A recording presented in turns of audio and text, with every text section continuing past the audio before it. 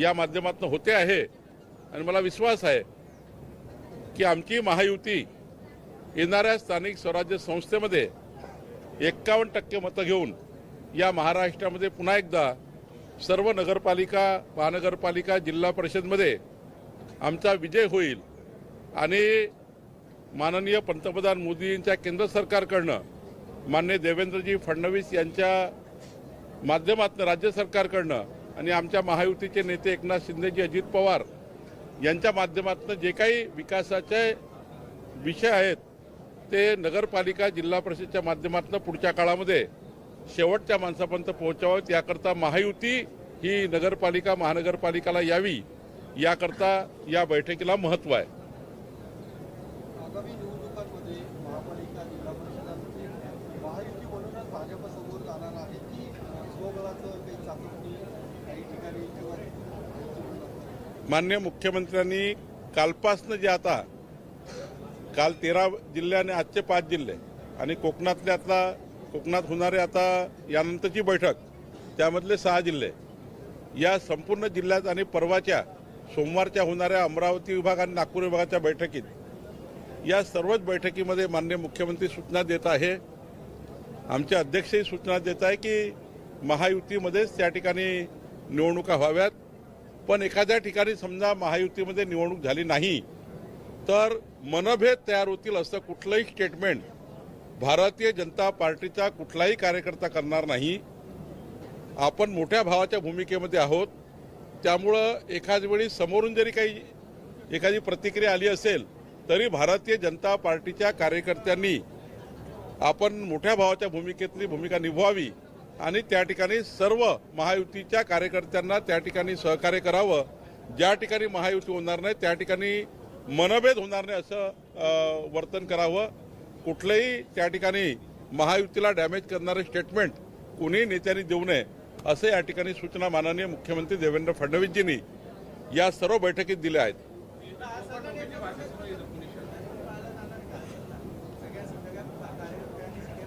संपूर्ण महाराष्ट्रामध्ये हाच निर्देश पाळले जाणार आहे. आम्ही या ठिकाणी स्पष्ट निर्देश माननीय मुख्यमंत्री मोदी यांनी दिलेले आहेत आणि त्यामुळे हे निर्देश पाळले जाणार आहेत. पुणे शहरातही सांगितलं मी पूर्णच सांगितलं. पुणे शहरासहित महाराष्ट्रात आमचा कार्यकर्ता महायुतीमध्ये मनभेद तयार होणार नाही असं कुठलंही स्टेटमेंट करणार नाही, असे कुठलेही माईकवर भाषणं देणार नाही, कुठेही त्या ठिकाणी मिठाचा खडा टाकणार नाही आणि आमची राज्यातली अभेद्य महायुती हे पुढच्या काळामध्ये ती अभेद्यच राहील आणि ती अनेक वर्ष राहील. यामध्ये कुठलाही खडा पडणार नाही. महायुतीतील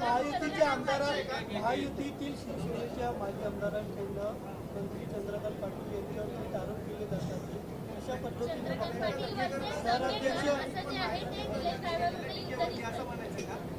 मी आपल्याला वारंवार सांगतो, आमच्याकडनं कुणीही व्यक्ती महायुतीच्या निवडणुकीच्या काळामध्ये कुठलंही असं मनभेद करणारं स्टेटमेंट करणार नाही. पुण्यामध्ये एखाद्या विषयाला धरून एखादी गोष्ट झाली असेल ती वेगळी आहे. मी निवडणुकीचं विचारलं त्या सकाळात सांगितलं. निवडणुकीत समजा महायुती झाली नाही एखाद ठिकाणी किंवा दुसऱ्या ठिकाणी, त्या ठिकाणी कुठलंही मनभेदा तयार होतील असं स्टेटमेंट करायचं नाही.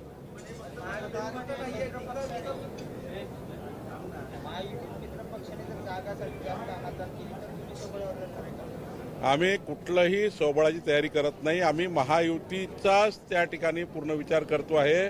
आम्ही आत्ता माननीय मुख्यमंत्र्यांनी खालपर्यंतचे आता एका बैठकीत किमान 300 पदाधिकारी आहेत एका जिल्ह्यामध्ये. प्रत्येक पदाधिकाऱ्याला निर्देश दिले आहे की तुम्ही त्याच्या लेवलला जाऊन सर्वही चर्चा करा, महायुती चर्चा करा. आमचे 13 पक्ष महायुतीमध्ये आहे. ज्या ठिकाणी पंचायत समिती असेल, जिल्हा परिषद असेल, नगरपालिका असेल, महानगरपालिका असेल, ज्या ज्या ठिकाणी शक्य आहे, ज्या ज्या ठिकाणी 13 पक्ष जे महायुतीमधले आहे त्या ठिकाणी, जसं आता विनय कोरेजी आहेत जनसुराज्यामध्ये, त्यांच्याशी काही ठिकाणी चर्चा होईल, शिवसेनेची होईल, राष्ट्रवादीची होईल, पण चर्चा होईल आणि कोणत्याही परिस्थितीमध्ये आम्ही महायुतीला समोर जाऊ आणि समजा महायुती झाली नाही तर मनभेद होणार नाही एवढी काळजी आम्ही घेऊ. कोणी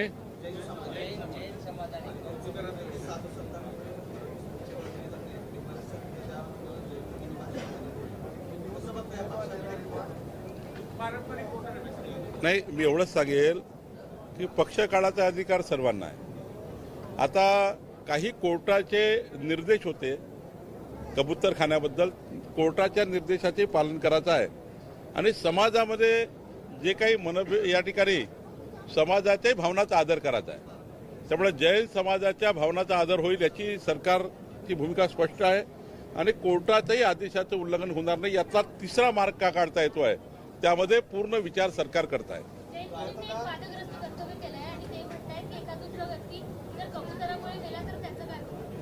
मी तेच सांगतो आहे, भावना आहे आणि त्या भावनाचा आदर करणे ही सरकारची जबाबदारी आहे. कारण या राज्यातल्या प्रत्येक व्यक्तीच्या भावना याबद्दलचा आदर नेहमीच सरकार करतं. लोकशाहीमध्ये हेच अपेक्षित आहे. पण कोर्टाच्या आदेशाचे पालन करणं हे सुद्धा सरकारला त्या ठिकाणी बंधनकारक असतं. त्यामुळं काही चर्चा होतील, काही त्या ठिकाणी आम्ही चर्चा करू आणि यातला मार्ग काढू. समर्थन करत मी समर्थनाबद्दल बोललोच नाही. मी असं म्हटलं आहे की अशा काही भावना जर त्या ठिकाणी आल्या असतील तर त्या भावनेचा विचार करून त्यांच्याही चर्चा करून काय त्यांच्या भावनामध्ये त्या ठिकाणी असं का आलं, कारण कोर्टाचे निर्देश इकडे आहे, स्टँडिंग ऑर्डर्स आहे आणि कोर्टाच्या आदेशाचं पालन करणं सरकारला अपेक्षित असतं. कोर्टाच्या आदेशाचं पालन केलं नाही तर त्या ठिकाणी कंटेम्प्ट ऑफ कोर्ट होतं. आणि त्यामुळे मला वाटतं की आम्ही दोन्हीकडे विचार करू आणि योग्य मार्ग काढू.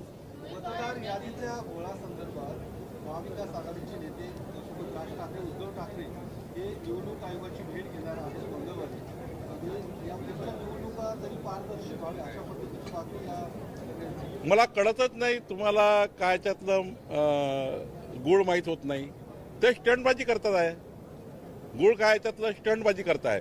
आत्ताही राज्य निवडणूक आयोगाने मतदार याद्या प्रकाशित केल्या आहे. प्रभाग वाईज प्रकाशित केला आहे, वॉर्ड वाईज प्रकाशित केला आहे. पुन्हा महानगरपालिकेच्या याद्या येतील. तुम्ही याद्या आल्यावर तुमचे बूथ लेवल एजंट काय करतात?